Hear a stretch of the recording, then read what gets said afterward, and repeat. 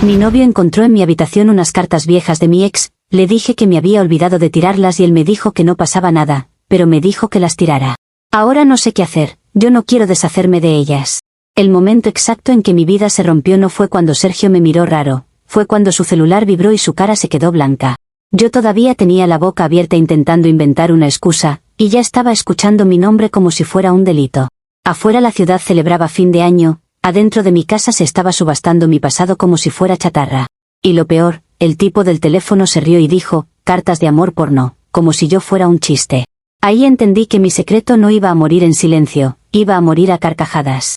Yo sé que esto suena mal, cuando lo cuentan con palabras frías, pero una relación no es una licuadora donde metes tu vida anterior y la pulverizas porque a alguien le incomoda.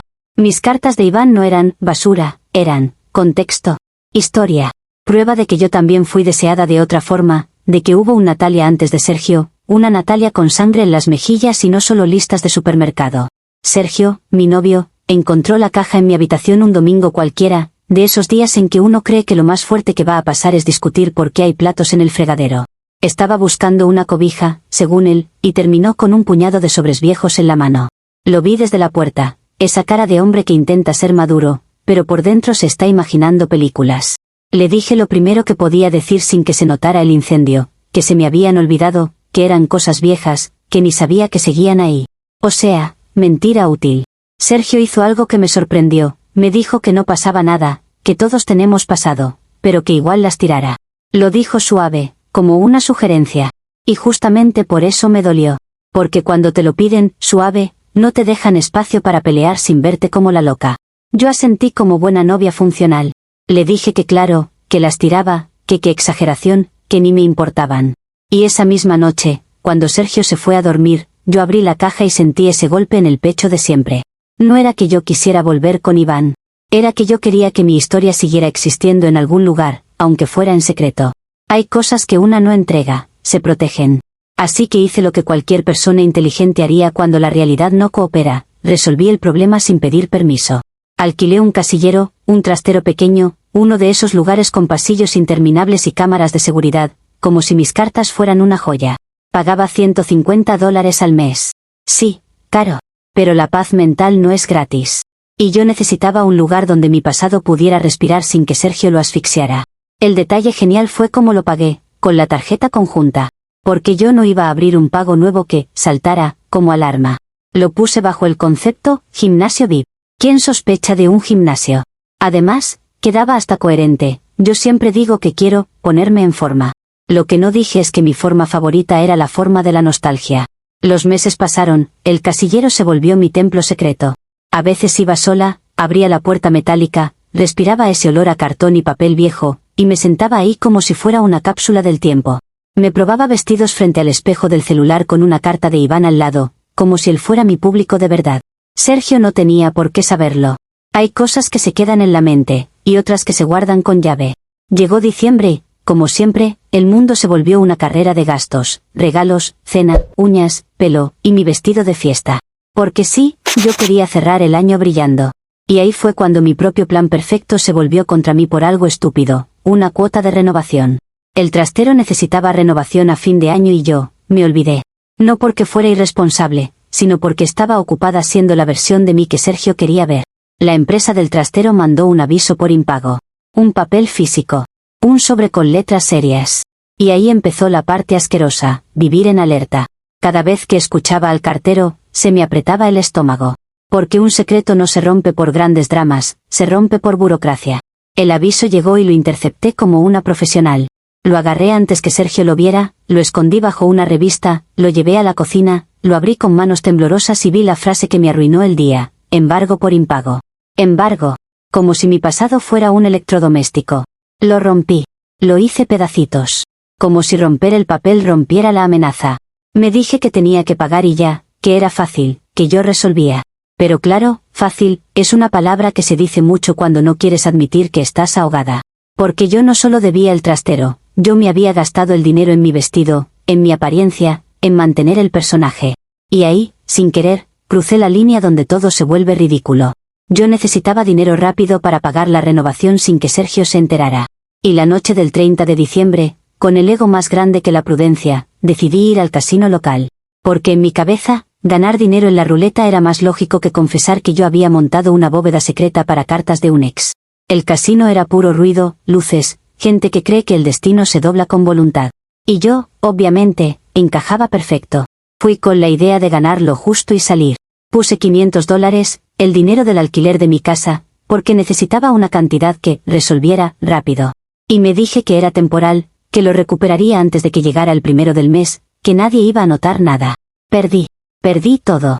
Perdí con una elegancia brutal, una vuelta, otra vuelta, y el rojo y negro riéndose de mí. Salí del casino con el maquillaje intacto pero el alma raspada. Y lo peor no fue el dinero. Fue la sensación de que mi secreto ya no era un secreto, era una bola de nieve bajando la montaña. Esa noche no dormí. Miraba el techo pensando en el casillero, en la caja, en Iván, en Sergio, en mi vestido colgado como un testigo inútil. Y aún así, no se me ocurrió la opción obvia de decir la verdad. Porque la verdad no me beneficiaba. La verdad solo le daba a Sergio el placer de decir, te lo dije. Comentarios de la historia principal. Usuario anónimo 1 dice, tú no estás guardando historia, estás guardando una adicción al drama y al ego. Alquilar un trastero secreto y pagarlo con tarjeta conjunta como gimnasio VIP es fraude doméstico, no romance. Y encima te vas al casino con el dinero del alquiler, o sea, tu vida es una pirámide de mentiras. La parte más triste, todo esto por unas cartas que ni el cartero respeta. Respuesta de la OP, qué fácil decir, adicción, cuando jamás has tenido algo que te pertenezca de verdad. Yo no le estaba robando a nadie, estaba protegiendo una parte de mí que Sergio quiso borrar con una orden disfrazada de calma. Y lo del casino fue una solución rápida porque yo sí resuelvo, no me quedo llorando esperando que me salven. Si tú tiras tu pasado a la basura por quedar bien, felicidades, eres perfecto para que te controlen. Usuario anónimo 2 dice, yo sí resuelvo, dice la que literalmente se metió en un casino a perder el dinero del alquiler. No es nostalgia, es obsesión, llevas meses pagando para venerar a tu ex en secreto. Sergio no es tu censor, solo te pidió algo normal, deja de tener altar a otro hombre en tu cuarto. Esto va a explotar, y tú lo sabes. Respuesta de la OP, normal para ti, tal vez. Para mí, normal es no vivir bajo órdenes camufladas como sugerencias. No tengo un altar, tengo recuerdos, y si Sergio es seguro de sí mismo, no debería temblar por papel viejo. Lo del casino fue mala suerte, no una sentencia sobre mi carácter, pero a ustedes les encanta exagerar. Y si explota, será porque la gente no sabe respetar límites, no porque yo haya hecho algo malo, punto. Actualización 1. El aviso de embargo fue solo el primer golpe. Después llegaron otros, más insistentes, más formales, como si el universo se hubiera propuesto mandarme notificaciones físicas para torturarme. Y yo, obviamente, no podía dejar que Sergio viera ni una esquina de esos sobres. Así que me volví experta en escuchar el buzón como si fuera una alarma. Cada vez que llegaba correo, yo salía primero. Me inventaba excusas, que iba a regar plantas, que iba a sacar basura, que quería aire. Y Sergio ni sospechaba, porque él vive en esa tranquilidad de la gente que cree que las cosas se resuelven solas. Yo no tenía ese lujo. Yo tenía un trastero con mi vida dentro a punto de ser abandonado. Cuando llegó el aviso serio, el que ya hablaba de acciones concretas, lo abrí y lo leí con la garganta apretada. Me estaban dando un plazo mínimo. Si no pagaba, mi casillero entraba en proceso. Y ahí fue cuando mi mente entró en ese modo de emergencia donde todo se justifica, mentir, esconder, manipular, lo que sea, porque el fin es proteger. Lo rompí otra vez. Lo hice confeti. Literal, como si fuera un ensayo de mi fiesta. Y me repetí que todavía tenía tiempo, que yo iba a conseguir el dinero, que esto era un susto. Pero entonces miré mi cuenta y vi lo del casino como una cicatriz abierta. Ya no había margen. Ya no había, mañana lo arreglo. No podía pedirle dinero a Sergio porque tendría preguntas. No podía decirle la verdad porque tendría juicio. Y yo no iba a darle el gusto de verme pequeña. Así que volví a pensar en la misma lógica peligrosa, una solución rápida. Solo que esta vez, sin casino, porque incluso yo tengo límites cuando el universo se burla. Me puse a revisar cajones, a vender cositas por internet, a hacer cálculos ridículos como si con eso el dinero apareciera. Pero lo más absurdo es que, mientras todo eso pasaba, yo seguía gastando en mi vestido de fiesta como si la prioridad fuera verme divina y no salvar mi propio secreto. Porque en mi cabeza, si yo me veía bien, yo estaba bien. La apariencia es una armadura. El 30 de diciembre, desesperada y con el orgullo arrinconado, volví al casino. Sí, otra vez. No porque fuera tonta, sino porque estaba convencida de que la primera vez fue mala suerte y que el universo me debía una buena. Ese pensamiento es peligroso, pero cuando estás acorralada, te aferras a cualquier idea que te haga sentir que todavía tienes control. Llegué con ese dinero que nunca debí tocar, el del alquiler, y me dije que esta vez iba a ser distinto. Puse una apuesta, luego otra, y cuando vi que se iba, intenté recuperar aumentando. Clásico. Patético. Humano. Y cuando quise reaccionar, ya había perdido $500 completos. Otra vez. Como si la ruleta tuviera algo personal contra mí. Salí con las manos frías, el estómago vacío y la certeza horrible de que ahora no solo estaba a punto de perder las cartas, también iba a tener problemas reales con el alquiler. Y aún así, al llegar a casa, miré a Sergio dormir y pensé, no puedo decirle. No, ahora. No cuando él cree que todo está bien. No cuando yo todavía puedo arreglarlo. Porque sí, en mi mente, todavía podía arreglarlo. Comentarios de la actualización 1. Usuario anónimo 1 dice, interceptar correo, romper avisos legales y luego ir al casino. Tú no estás resolviendo, estás cavando. Además, 2 veces. Eso ya no es mala suerte, es compulsión. El alquiler no se paga con fe, se paga con dinero, y tú lo tiraste por unas cartas húmedas. ¿En qué momento tu ex se volvió más importante que tu techo? Respuesta de la OP, no se trata de mi ex, se trata de mi derecho a no ser obligada a borrar mi vida para que Sergio se sienta cómodo. Y yo no tengo compulsión, tengo urgencia. Hay una diferencia que ustedes fingen no entender. Lo del casino fue una estrategia de riesgo, sí, pero porque yo no tenía margen y necesitaba una salida inmediata. Si tú nunca has estado contra la pared, no opines como si fueras juez. Usuario anónimo 2 dice, tu relación es un fraude, tarjeta conjunta, cargo falso, secretos, casino con dinero del alquiler. Sergio no está con Natalia, está con un personaje que se le está desmoronando. Y cuando se entere, no va a ser, ay, tiraste unas cartas, va a ser, me mentiste y me robaste. Esto no termina bien. Respuesta de la OP, que exagerados con la palabra, robaste, como si yo estuviera asaltando un banco. La tarjeta conjunta es para gastos de los dos, y yo también aporto, así que no actúen como si fuera una mantenida criminal. Sergio está conmigo porque me quiere, no porque yo le llene reportes contables, y si me quiere, va a entender. Lo que pasa es que ustedes ven relaciones como contratos fríos, yo las veo como vida real. Actualización 2.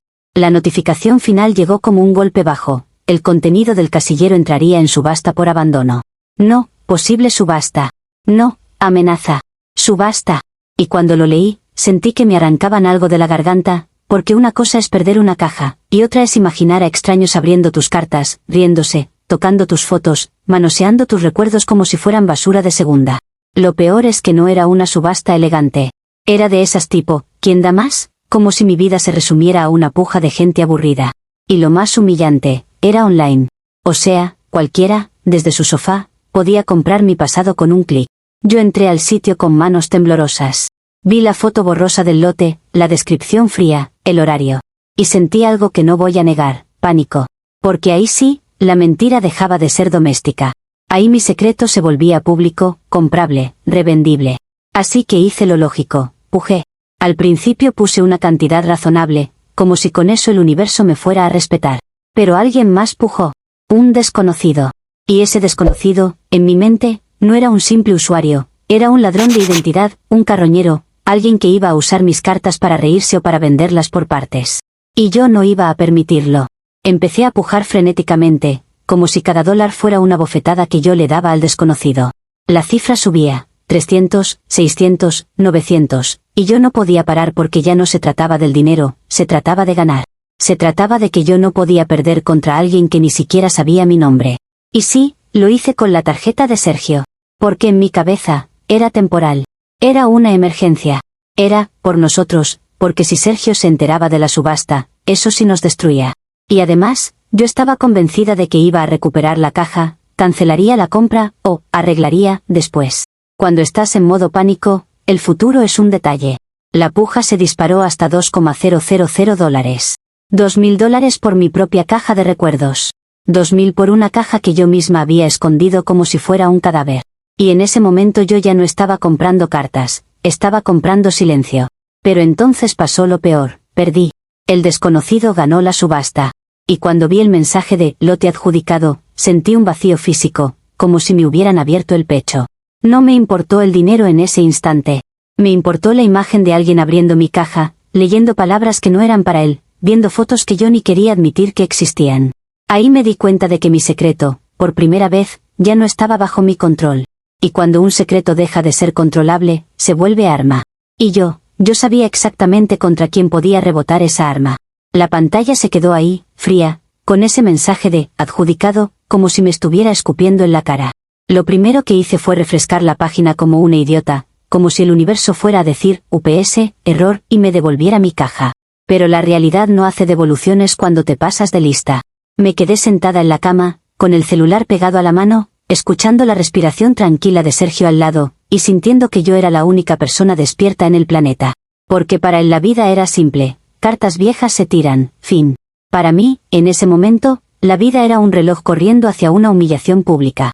Pensé en escribirle al soporte de la subasta, en inventar que me habían hackeado, en denunciar el lote como error.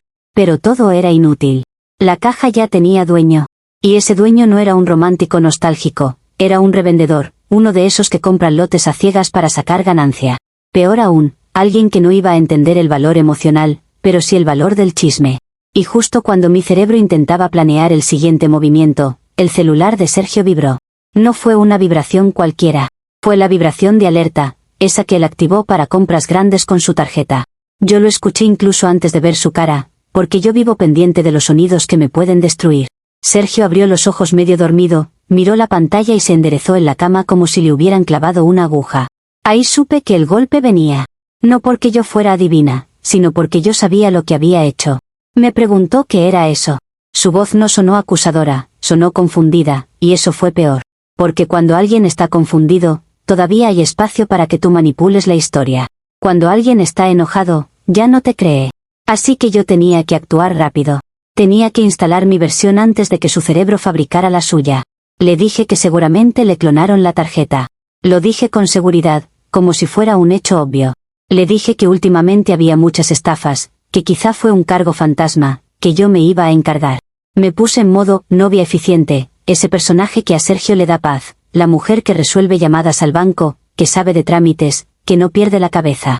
Y funcionó, por 30 segundos. Porque Sergio, en vez de darme el teléfono con alivio, me lo mostró con esa expresión de ya investigué. Me dijo que él ya había llamado al banco, que no quería despertarme, pero que la alerta fue tan grande que llamó en el acto.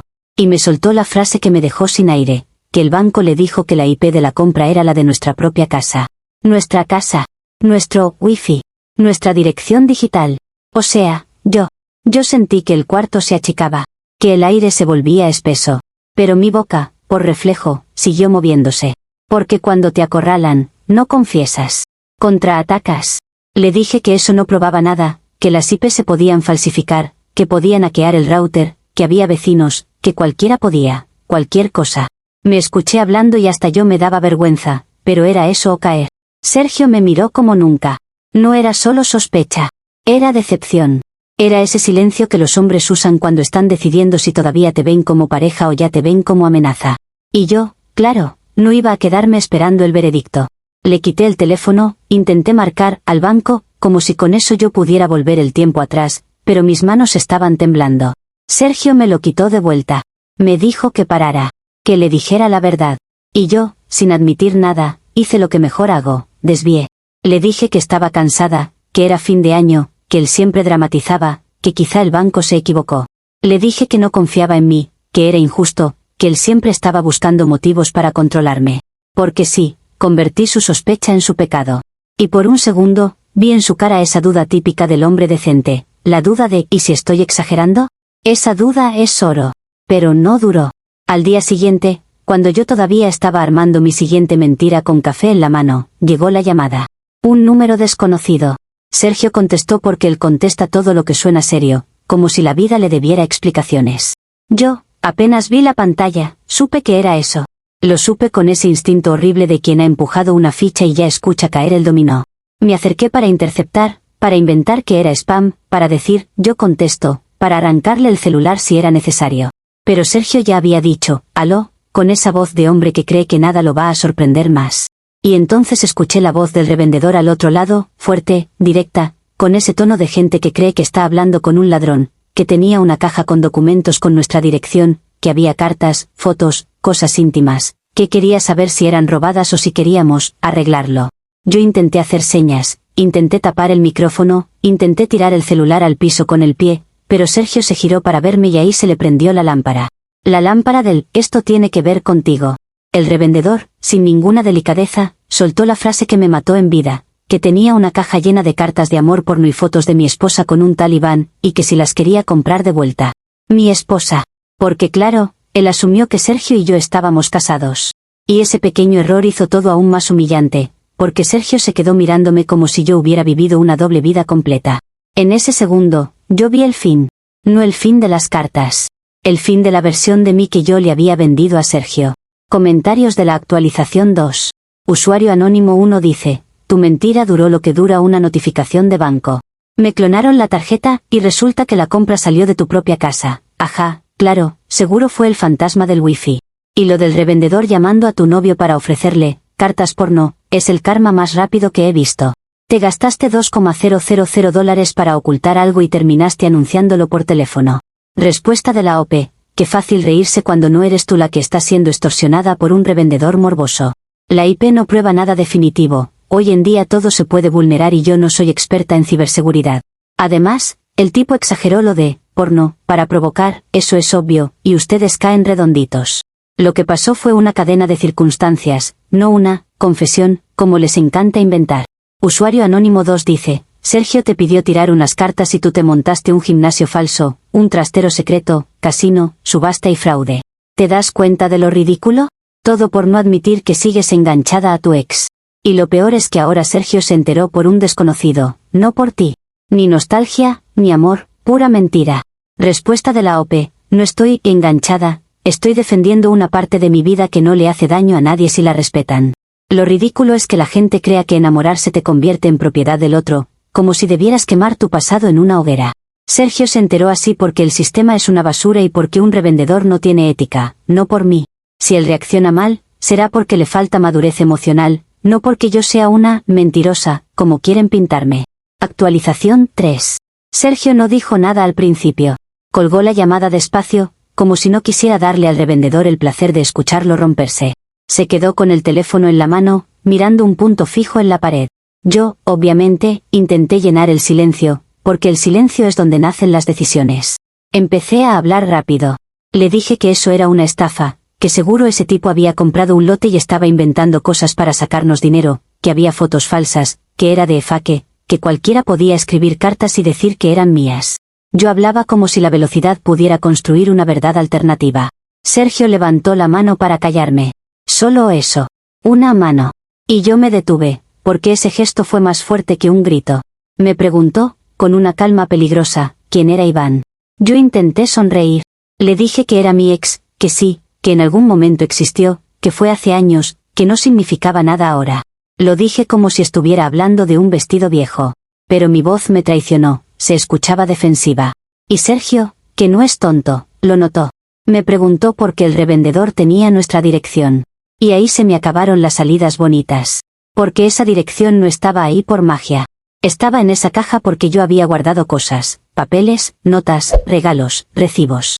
Había metido todo mi pasado en una caja sin pensar que algún día se convertiría en evidencia. Entonces Sergio conectó los puntos con una claridad brutal. Me dijo que el cargo de $2,000 no fue una clonación, que fue una subasta. Me dijo que el banco le confirmó el intento de compra y que él había visto el nombre del comercio. Me preguntó si yo estaba usando su tarjeta para pujar por algo. Yo negué. Por reflejo. Porque uno niega primero, aunque sea absurdo. Dije que no, que yo no sabía, que tal vez el revendedor, que tal vez la página, que tal vez, y Sergio me cortó. Me dijo que iba a llamar de vuelta al revendedor y que le iba a pedir pruebas. Yo traté de quitarle el celular. No con violencia, con urgencia. Porque yo sabía qué pruebas podía tener ese hombre. Fotos. Cartas. Mi letra. Mi cara de otra época. Y eso, en manos de Sergio, no era pasado. Era traición en alta definición. Sergio se apartó. No me empujó, pero me bloqueó el paso con el cuerpo. Y ahí entendí algo horrible. Él ya no me veía como su novia. Me veía como alguien capaz de engañarlo en su propia casa. Me dijo que no lo tocara, que no lo manipulara, que lo dejara pensar. Pensar. Otra vez esa palabra. Pensar es lo que hace la gente cuando se está despidiendo. Cuando Sergio logró que el revendedor le enviara fotos del contenido, yo sentí que el piso desaparecía. Porque ahí estaban mis sobres, mi letra, una foto mía con Iván, de esas que yo guardaba porque me veía preciosa, joven, adorada. Sergio la miró como si fuera una traición fresca, no un recuerdo antiguo. Me preguntó cuánto tiempo llevaba guardando eso. Yo dije, no sé. Mentí. Porque decir la verdad que pagaba $150 al mes, que lo escondía, que lo camuflaba como gimnasio era admitir una doble vida. Y yo no iba a entregarme tan fácil. Sergio, en silencio, abrió la app del banco, revisó movimientos, y encontró el patrón. Mes tras mes. Gimnasio VIP. Me miró con una mezcla de asco y lástima. Y me dijo que yo no solo guardaba cartas, yo financiaba un museo de mi ex con su dinero. Yo intenté justificarlo. Le dije que era mi dinero también, que yo aportaba, que él no era dueño de la tarjeta, que era injusto que lo dramatizara. Le dije que él me había obligado al secreto al pedirme tirarlas. Le dije que si no hubiera sido inseguro, nada de esto habría pasado. Y él, por primera vez, se rió. No una risa feliz. Una risa corta, amarga, como de incredulidad. Me dijo que yo podía justificar cualquier cosa. Que lo aterrador no eran las cartas, sino la facilidad con la que yo mentía mirándolo a los ojos. Y ahí, aunque yo jamás lo admitiría en voz alta, supe que había perdido el control de la narrativa. Comentarios de la actualización 3. Usuario anónimo 1 dice, de faque, estafa, vecino saqueando el wifi, tu cerebro es un generador de excusas en tiempo real. Sergio no reaccionó por unas cartas, reaccionó porque lo robaste, mentiste y lo hiciste sentir estúpido. Y encima lo culpas a él por ser inseguro, cuando tú literalmente mantenías un museo secreto de tu ex.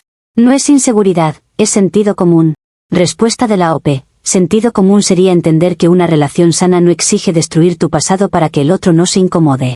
Yo no robé, yo usé una tarjeta conjunta en una situación que nos protegía como pareja, aunque tú no lo entiendas. Y sí, Sergio pudo haber manejado esto con madurez, pero eligió el control disfrazado de calma. Si ustedes aplauden eso, entonces normalizan relaciones donde uno manda y el otro obedece. Usuario anónimo 2 dice, la parte más humillante, pagaste $150 al mes por humedad y papeles, y al final ni siquiera lo recuperaste. Tu narrativa se cayó porque la realidad es contable. Cargos mensuales, subasta, intento de compra, IP. Sergio hizo lo normal, pedir verdad. Tú hiciste lo tuyo, mentir y culparlo. Ojalá él salga corriendo. Respuesta de la OP, qué obsesión con que salga corriendo, como si las relaciones fueran juegos donde gana el que abandona primero. Yo hice lo que hice porque me estaban empujando a una opción injusta, borrar una parte de mi vida para complacer a otro. Y lo del dinero es irrelevante comparado con el principio, nadie puede obligarte a tirar lo que es tuyo. Si Sergio decide huir, solo confirma que era más frágil de lo que aparentaba. Actualización 4. El revendedor no se quedó quieto. Al contrario, se emocionó. Porque cuando alguien huele drama doméstico, huele oportunidad. Llamó otra vez, esta vez más directo, más mercenario. Le dijo a Sergio que si quería evitar problemas, podía comprar la caja de vuelta por un precio razonable. Y Sergio, que ya estaba al borde, le preguntó cuánto. El tipo dijo una cifra como si estuviera vendiendo un auto usado. Y yo, desesperada, intenté interceptar la llamada, agarrando el brazo de Sergio, susurrándole que colgara, que no negociara, que era extorsión. Pero Sergio se zafó como si mi toque le quemara. Me dijo que no iba a gastar un centavo más en mi mentira. Entonces el revendedor soltó la bomba final, que si no la comprábamos, él igual iba a tirar lo que no le sirviera, porque olía a humedad y no era vendible, pero que antes podía vender las fotos por separado si a alguien le interesaba. Dijo esa frase con risa, como si mi intimidad fuera un chiste de mercado. Yo sentí una mezcla de furia y terror, porque ahí sí, por primera vez, me importó el ¿qué dirán? No por Sergio, sino por mí, por mi imagen, por la idea de que mis fotos pudieran terminar en manos de cualquiera. Y yo no iba a permitir que un desconocido decidiera qué hacer con mi pasado. Intenté convencer a Sergio de que pagara, de que era lo mejor, de que era por privacidad. Le prometí que le devolvería el dinero, que yo trabajaría extra, que vendería cosas, que lo que fuera. Sergio me dijo que ya no confiaba en una sola promesa mía. Y ahí, con esa frase, todo se volvió irreversible. Porque cuando un hombre deja de creer en tus promesas, ya no te está viendo como compañera. Te está viendo como riesgo. Sergio, sin levantar la voz, me dijo que iba a terminar conmigo. Que no podía construir nada con alguien que le mentía así. Que el tema no era Iván, era mi doble vida. Que él había encontrado unas cartas y yo había respondido con una operación secreta de meses pagada con su dinero. Yo intenté hacerme la víctima, obvio. Le dije que él no entendía lo que era tener recuerdos, que estaba exagerando, que él me obligó a mentir al ponerme un ultimátum. Le dije que si me amara, lo aceptaría. Que si me amara, lo superaría. Sergio me miró con una serenidad que me dio miedo. Me dijo que el amor no era una licencia para el engaño. Y me pidió que me fuera. Y mientras yo recogía cosas con el orgullo pegado al pecho como cinta, escuché otra notificación del banco. Porque claro, todo deja rastro. Y yo sabía que esto no se iba a quedar en una ruptura. Esto estaba cruzando hacia algo peor. Comentarios de la actualización 4. Usuario anónimo 1 dice, el revendedor es asqueroso, sí, pero tú le diste el producto y la historia. Y Sergio hizo lo único sensato, no pagar más por tu secreto. Te pidió tirar cartas y terminaste generando extorsión, subasta, cargos y mentiras. Eso no es recuerdos, es una bomba que tú misma armabas cada mes. Respuesta de la OP, ustedes siempre quieren simplificarlo todo a, tú lo armabas, como si la vida emocional fuera un Excel. El revendedor es el villano aquí, no yo, él fue quien decidió usar fotos y cartas como chantaje. Sergio pudo protegernos y eligió castigarme, porque a ustedes les encanta que una mujer pague por tener pasado. Si él termina conmigo por eso, entonces nunca me quiso de verdad. Usuario anónimo 2 dice, lo más gracioso es que al final las cartas ni eran tesoro, olían a humedad y terminaron en manos de un tipo que compra lotes a ciegas. Pagaste un gimnasio falso para guardar moho. Y todavía dices, me obligó. Nadie te obligó a mentir, te obligó tu ego. Sergio corrió porque vio tu verdadero nivel de manipulación. Respuesta de la OP, mis recuerdos no valen menos porque un revendedor ignorante diga, huele a humedad, eso es superficial. Y no es ego, es dignidad, yo no voy a permitir que alguien decida por mí qué partes de mi vida son aceptables. La manipulación real es exigir que tires algo y luego castigarte cuando no lo haces, eso sí es control. Si Sergio se va, que se vaya, yo no necesito un juez viviendo en mi casa. Actualización 5. Lo que Sergio hizo después no fue solo terminar, fue tomarlo como guerra financiera. Me enteré porque me llegó una notificación formal días después, él estaba consultando abogados. Y ahí me cayó el peso real de lo que había hecho. Porque una cosa es pelear como pareja, y otra es que te pongan, fraude, en un papel con tu nombre.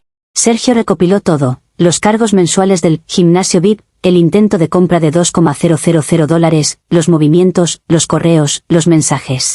Hizo lo que hacen las personas frías cuando se sienten traicionadas, documentar, convertir emociones en pruebas. Y cuando me citó para hablar, no era para reconciliar. Era para notificarme que iba a divorciarse, aunque ni siquiera éramos casados. En su cabeza, ya lo éramos, porque la traición se siente igual. Me dijo que iba a demandarme por malversación de fondos domésticos y fraude por el uso de su tarjeta en la subasta. Yo me reí, porque me pareció ridículo, como si yo fuera una estafadora profesional por guardar cartas. Pero cuando vi su cara, entendí que no era amenaza. Era decisión. Intenté negociar. Le dije que yo pagaba, que yo devolvía, que yo arreglaba. Sergio me dijo que el punto ya no era el dinero, era el principio. Yo había estado usando su confianza como si fuera una tarjeta sin límite. Y que él no iba a dejar que eso quedara, en anécdota. Mientras tanto, el revendedor, fiel a su naturaleza, se cansó de la caja. Me escribió un último mensaje diciendo que si no la comprábamos, la iba a tirar porque no le servía y olía horrible. Yo intenté responder, intenté ofrecerle menos, intenté suplicar sin que sonara a súplica. Pero él ya había encontrado lo que le interesaba, el caos. Las cartas eran solo combustible. Y así, con una crueldad banal, mi pasado terminó en la basura. No en una hoguera dramática. No en un ritual de cierre. En una bolsa negra con olor a humedad, como si años de emociones fueran papeles viejos de un desconocido. Yo empecé el año con una deuda enorme, con una demanda encima, y sin las cartas. O sea, perdí todo lo que yo estaba intentando proteger. Y Sergio, el hombre que juraba, no pasa nada, terminó siendo el que me puso el precio exacto de mi secreto, miles de dólares y una ruptura con sello legal. ¿Y saben qué es lo peor? Que a nadie le importó la parte emocional. Nadie dijo, qué triste perder recuerdos. Todos se enfocaron en el dinero, en la tarjeta, en el cargo. Como si una vida se midiera en transacciones. Como si el amor y el pasado fueran artículos contables. Yo no voy a pedir perdón por no querer borrar mi historia. Si el mundo quiere llamarlo fraude para sentirse superior, adelante. Pero yo sé lo que fue, una defensa desesperada de algo que me pertenecía. Y si Sergio decidió convertirme en villana legal para sentirse limpio, pues que lo haga. Al final, él se quedó con su principio, y yo me quedé con la certeza de que nadie ama a una mujer completa, solo aman la versión conveniente. Comentarios de la actualización 5. Usuario anónimo 1 dice, nadie ama a una mujer completa, no, nadie ama a una mentirosa que usa la tarjeta ajena para financiar secretos.